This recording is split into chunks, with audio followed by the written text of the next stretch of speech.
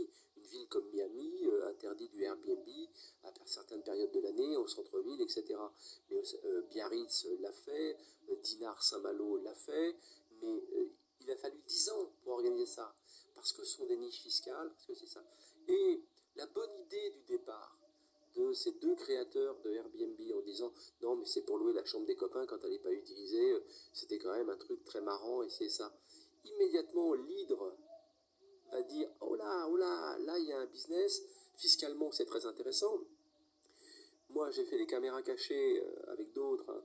On est allé voir des agences immobilières en leur disant voilà je vais acheter un appart, mais plutôt des petits studios ou des petites 2 pièces. Ah ouais mais alors pourquoi faire? Et puis tout d'un coup on nous dit ah ouais mais avec ça vous pourriez faire du BNB, vous laissez un costume, une brosse à dents et puis 120 jours votre crédit il est payé, et puis en plus si vous avez amorcé un peu la pompe, et on retrouve aujourd'hui dans Paris 5-6 appartements qui ne sont où personne n'est logé. Alors si ça ne posait pas de problème, mais sauf qu'aujourd'hui vous n'arrivez plus à vous loger à Paris, vous n'arrivez plus à vous loger dans des régions touristiques, pour le personnel il manque 200 000 postes pour les saisonniers.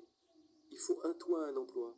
Aujourd'hui, c'est un combat de titan de trouver des logements pour loger des saisonniers, pour des gens qui veulent venir en vacances, mais on ne peut pas ouvrir des restaurants, ou au moins les ouvrir qu'à minima, parce qu'on n'a pas de personnel. Pourquoi on n'a pas de personnel? Parce qu'un toit, un emploi. Et ça, c'est toute la perversion de ces systèmes qui sont hors système finalement, et qui n'ont pas été anticipés par le régalien.